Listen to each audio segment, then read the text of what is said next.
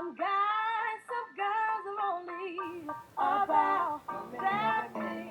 Yeah, that's the cut right there from Lauryn Hill. Please, Lauryn Hill, do not sue me or anybody over here at Royal Family Studios. We do not have any money like that. I'm sorry. Hello, I'm your host, Talking Face, and this could be news. Before we get started, I would like to thank our sponsor, If We'll Go Fashion. If you want the newest, hottest drip for this upcoming fall and winter, and next year, spring and summer, go to If We'll Go Fashion at Instagram, and you will be covered with the newest 8 shit drip. Today's subject is, why do blacks lean Democrat? Like always, I want to keep this video up under 10 minutes, so I'm going to try to run through these points real quick. So let's start. The Democratic Party in its modern state was founded around 1928 with supporters like Andrew Jackson. And I believe everybody knows who Andrew Jackson is, so we do not have to go into detail on that, but if you want to, look up his biography. They supported limited government, which I'm with. They opposed banks, which I'm with, and opposed the abolition of slavery. I can't get with that. I don't know if y'all know, but abolishing slavery is something that everybody should be with. When the Republican Party voted for reparations for slavery during Lincoln's administration, Lincoln being the first Republican president, after his assassination, the new Democratic president, Andrew Johnson, vetoed the bill. Yes, a Democrat said, no, we're not going to give these newly freed blacks anything. That might be a bad thing. Blacks sided with Republicans more so, and even running and holding political offices, even in the South. This kind of made a couple white Democrats mad, and they end up forming the Ku Klux Klan. Now, if you don't know who the Ku Klux Klan is, I don't know how long you've been in America.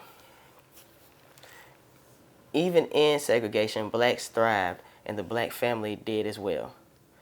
But just to skim through the New Deal from Franklin D. Roosevelt that seemed to want to help, but it had negative effects like forcing us to live in poorer neighborhoods, quote unquote, the ghetto. But let's go to Lyndon Baines Johnson, also a Democratic president, who passed the Civil Rights Act and the Great Society Bill, which was a major contribution to the kicking out of the black man, breaking up the black home. Yes, they seem good on his face, giving people welfare and somewhat better housing, but there were stipulations with that, which was, again, kicking out the black man. And the black man, as in any man in the home, is the foundation of it. But going further through history, and we get to President Bill Clinton, quote unquote, the first black president, how everybody deemed him back in the 90s. He passed the bill for mandatory minimums and the 3-strike rule. This incarcerated a large percentage of black males, like a large percentage, keeping them in prison for a long time or just for the rest of their lives.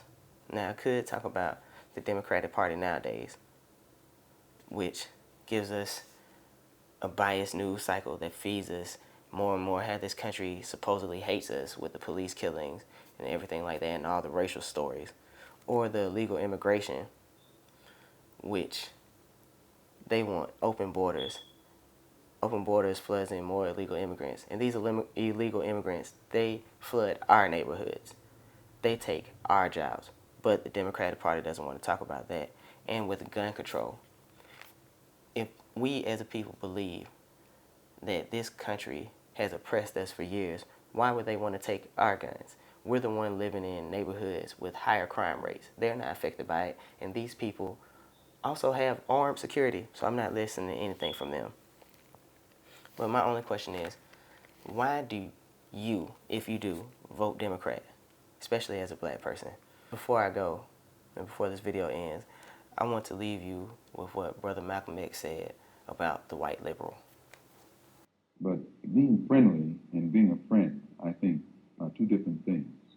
I think there are many whites who act friendly toward Negroes. A fox acts friendly toward the lamb. And usually the fox is the one who ends up with the lamb chop on his plate. The wolf doesn't act friendly, and therefore the wolf has more difficulty in getting the lamb chopped in its plate.